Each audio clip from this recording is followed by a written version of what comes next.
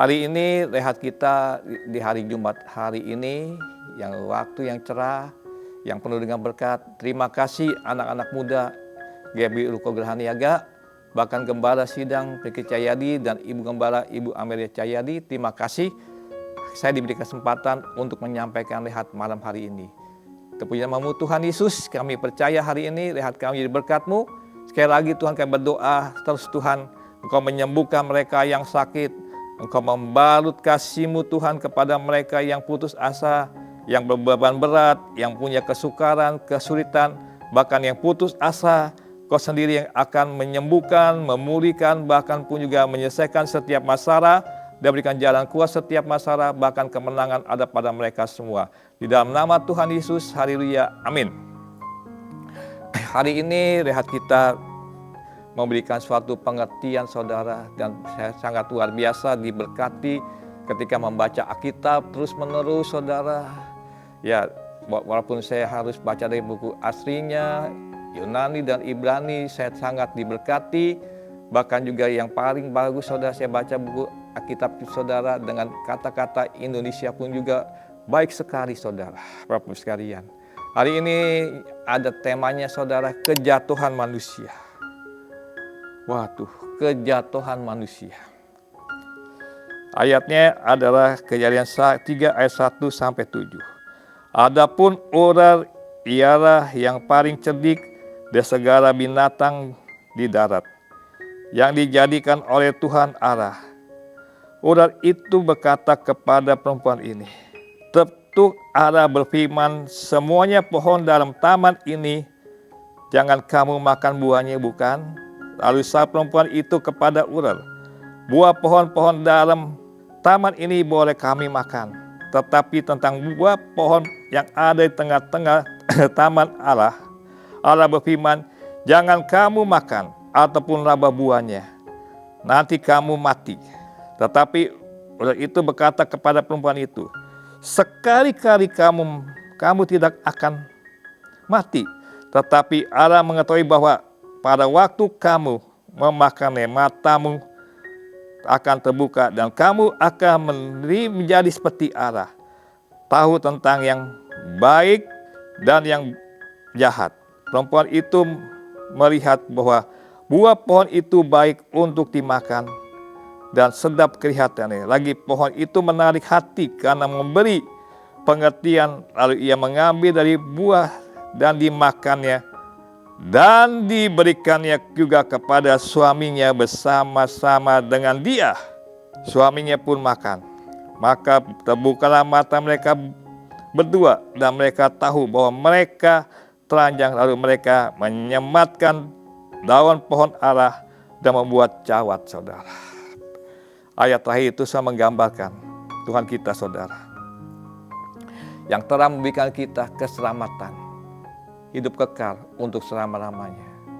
Sama seperti Adam dibuat cawat saudara, dibuat celana dari pohon-pohon saudara untuk menutupkan suatu hal yang memalukan saudara.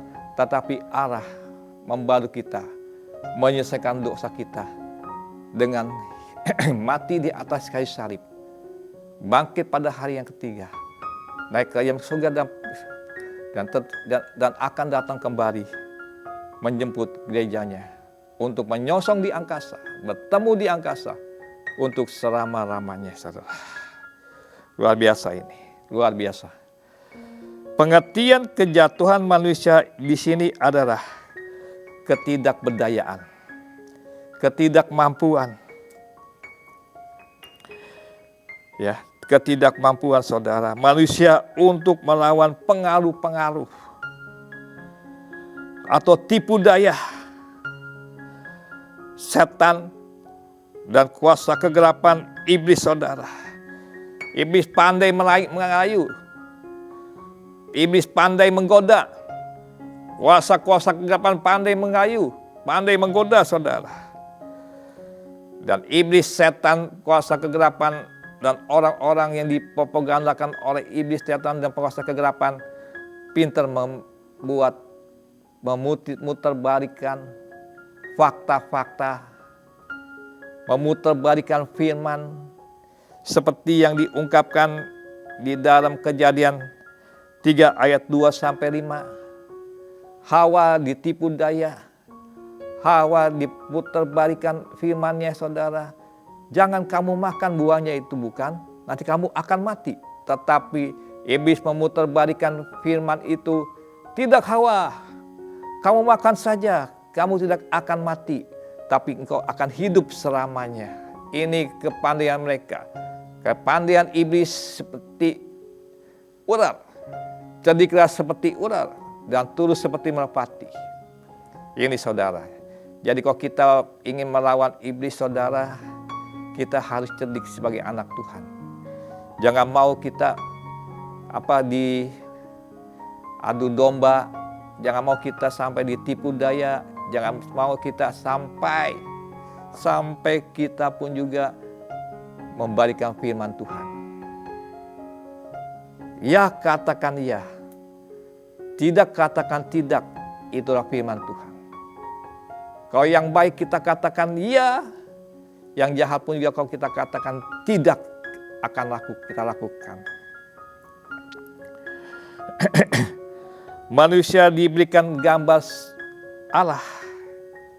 Adam pada waktu diciptakan, dibuat dari tanah liat, dengan tangannya Allah dibuatlah Adam, dikerjakan Allah menurut peta dan gambar Allah.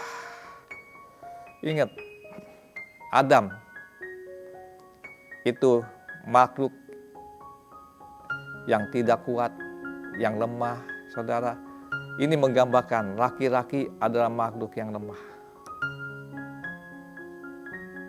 yang tidak kuat selamanya, yang tidak sanggup selamanya, tidak kuat selamanya. Makanya laki-laki, saudara, Adam diberi pendamping, penopang, pendukung, itu Hawa, supaya dia kuat. Nah, kaum wanita ini diciptakan oleh Tuhan, Hawa diciptakan oleh Tuhan dari tulang rusuknya Adam untuk menopang, membantu saudara. Tapi kadang-kadang saudara, wanita ya, atau istri kita bisa menjatuhkan kita. Sama seperti Adam dirayu oleh istrinya yang bernama Hawa, saudara, oleh kekasih yang bernama Hawa, maka dia jatuh ke dalam suatu hal yang ketidakbaikan, yang melanggar perintah Tuhan, yang melanggar titanya Tuhan, yang melanggar apa yang dikatakan Tuhan kepada Adam. Hei Adam, kamu jangan makan buah pengetahuan baik dan jahat. Tetapi karena ada rayuan-rayuan, karena ada godaan-godaan saudara, maka terjadinya suatu perselingkuhan, penyelewengan saudara. Sehingga Adam makan. Ketika Adam makan, maka Allah bicara, di manakah engkau? Saudara, tidak ada dosa yang tersembunyi. Tidak ada kesalahan yang tersembunyi. Tidak ada suatu hal keburukan yang tersembunyi. Nanti pasti akan terbuka semuanya.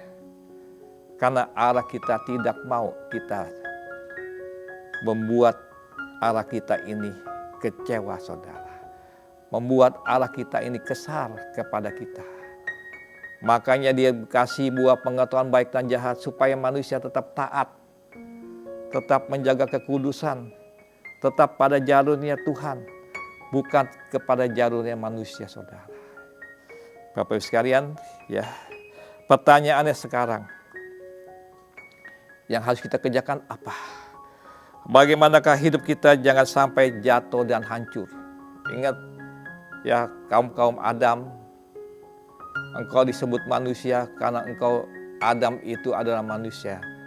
Dalam bahasa Inggris ada man, manusia. Bagaimanakah hidup kita jangan sampai jatuh, saudara? Dan kalau kita jatuh pasti kita bisa hancur, saudara. Ya, yang pertama, hidup dekat dengan Tuhan. Mazmur 61 ayat 1. Untuk pimpinan biduan menurut Yedutan Mazmur Daud, ya, hanya dekat Allah saja aku tenang, dan daripadanya nyala keselamatanku. Yang pertama saudara, supaya kita jangan jatuh dan hancur saudara, dekat dengan Allah. Dengan artinya saudara, ibadah, persekutuan jangan kau tinggalkan. Ibrani 10 ayat 25, jangan kita menjauhkan diri dari pertemuan-pertemuan ibadah kita seperti dibiasakan oleh beberapa orang, tetapi mari kita saling menasihati dan semakin giat menjelang hari Tuhan, melakukannya menjelang hari Tuhan yang mendekat. Jadi pada hari ini saudara, dekat dengan Allah. Kalau kita tidak mau jatuh saudara, ingat, hanya dekat Allah saja aku tenang daripada nyara keselamatanku. Luar biasa ini saudara. Yang kedua saudara, hanya dekat Allah saja. Mari saudara baca Alkitab, dengarkan firman Tuhan yang benar,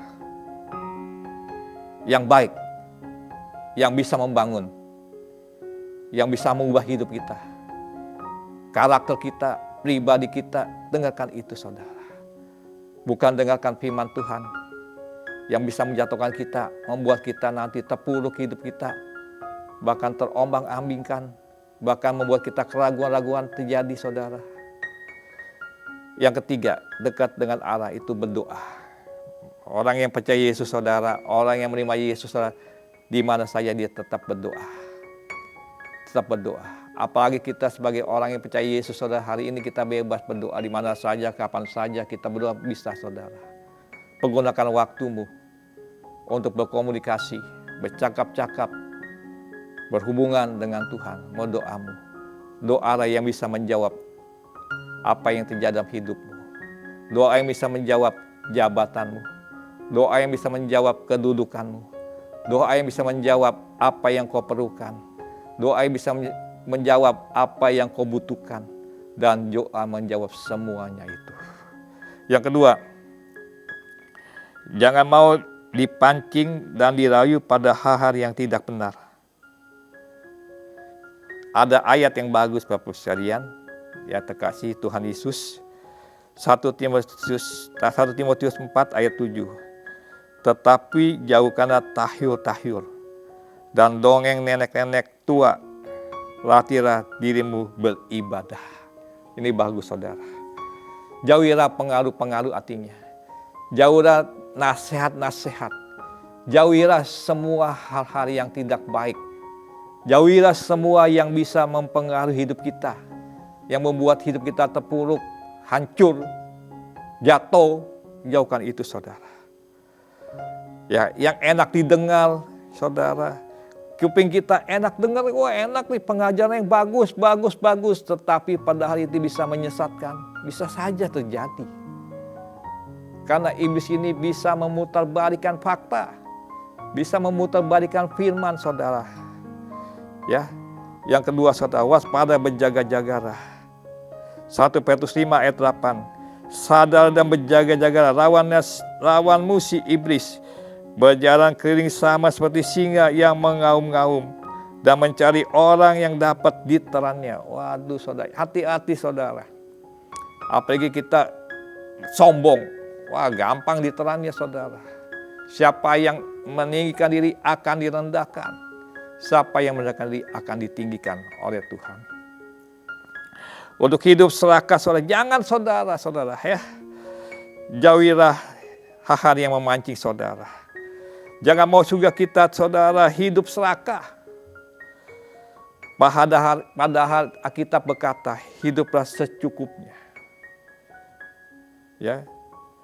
Janganlah dikejar-kejar pada hal yang melayu atau menggiurkan saudara, yang merasa untung, padahal bisa membawa kita ke jurang yang dalam. Padahal ini kita sadar Bapak sekalian, jangan mau kita dipancing ada hal-hal yang menggiurkan. Waduh di sana enak, nanti kalau kamu pindah ke sini atau pindah lagi ke kota lain, nanti hidup kamu sejahtera. Penuh damai sejahtera saudara. Padahal ketika kita ada di kota itu saudara, dalam satu lembaga apapun juga, dalam suatu organisasi apapun juga, akhirnya kita diterbengkalaikan. Itu yang terkali terjadi saudara. Jangan mudah mau dipancing saudara. Jangan mau dengarkan dongeng-dongeng nenek tua itu, pengaruh-pengaruh, nasihat-nasihat, cerita-cerita yang enak didengar di kuping, yang enak didengar kita lihat, saudara, tetapi itu jauhkanlah. Yang ketiga, hidup rukun dan damai sejahtera. Mazmur 133 ayat 1 sampai 3. Ini berkata saudara, berkat akan mengalir seperti sungguh alangkah baiklah dan indah apabila saudara bersama dengan rukun, seperti minyak yang baik di atas kepala meleleh ke janggut dan meleleh ke janggut Harun dan ke leher jubahnya, seperti embun gunung Hermon yang turun ke atas gunung-gunung Sion, sebab di kesanalah Tuhan memintakan berkat kehidupan untuk selama-lamanya. Saudara, kalau hidup kita rukun saudara, ya, makanya saudara, kalau hidup kita rukun, kejatuhan yang menghancur itu hilang, nggak ada. Karena di situ ada letaknya, mengalir berkat saudara. Kalau kita rukun saudara, berkat itu mengalir. Ya, ada orang yang datang ke rumah kita ribut, nggak ada kerukunan, istri dengan suami, suami dengan istri berantem, anak dengan orang tua berantem, mana ada berkat akan mengalir. Yang ada adalah kesusahan dan kesusahan dan kesusahan, bahkan penderitaan dan penderitaan. Ya, bahkan pun juga saudara, kalau hidup kita tidak ada kerukunan saudara. Makanya pada hari ini saudara, supaya kita jangan jatuh sampai hancur, hidup rukun dan damai sejahtera, akan adanya saling tolong menolong, saling mendoakan. Yakobus 5 ayat 15 sampai 16. Dan doa yang lahir dari iman akan menyelamatkan orang sakit, dan Tuhan akan membangunkan dia, dan juga ia telah berbuat dosa, maka dosanya akan diampuni. Karena itu hendaklah kamu saling mengaku dosamu dan saling mendoakan supaya kamu sembuh. Doa orang yang benar bila dengan yakin didoakan sangat besar kuasanya. Amin. Yang keempat, yang terakhir, bagaimana hidup kita jangan sampai jatuh dan hancur. Mengucap syukur selalu. Apapun yang terjadi atau yang kita alami, yang kita terima, jangan menggerutu. Jangan menggerutu. Jangan mengomel, apalagi mengomel kepada Tuhan. Saudara, perkatakan iman. Ungkapkan imanmu di hadapan Tuhan sambil engkau mengucap syukur. Maka kamu tidak akan jatuh saudara. Karena dalam pengucapan syukur kita sudah mendapatkan dan melakukan kehendak Allah, memuliakan, meninggikan, serta menyembah namanya saudara. Pada hari ini Bapak Ibu sekalian yang terkasih, mengucap syukur dalam segala hal. Itu yang dikehendaki Tuhan kita Yesus Kristus. Dari dahulu, sekarang, dan sampai selama-lamanya. Tanpa kita mengucap syukur saudara, hidup kita akan sia-sia. Dan pengucapan syukur itu adalah doa kita di hadapan Tuhan. Kalau doamu ingin dijawab saudara, ingin cepat diselesaikan doa kita, bahkan dijawab oleh Tuhan, dikabulkan oleh Tuhan, mengucap syukur, jangan menggerutu. Ya Bapak sekalian, kesimpulan nih saudara, bagaimana hidup kita jangan sampai jatuh dan hancur. Yang pertama, hidup dekat dan pandang Tuhan Yesus saja, jangan yang lain. Ya, tetap beribadah, baca Alkitab, berdoa.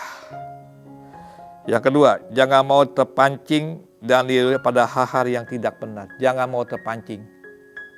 Ya, pengaruh-pengaruh, hal-hal yang tidak baik, yang tidak benar, yang membuat kita bisa berselingkuh dengan iblis, setan, bahkan punya dengan kuasa kegelapan, bahkan dengan orang-orang lain yang membuat kejahatan, membuat kecurangan, yang ingin menghancurkan kita saudara.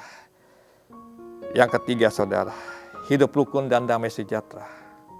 Berkat pasti mengalir.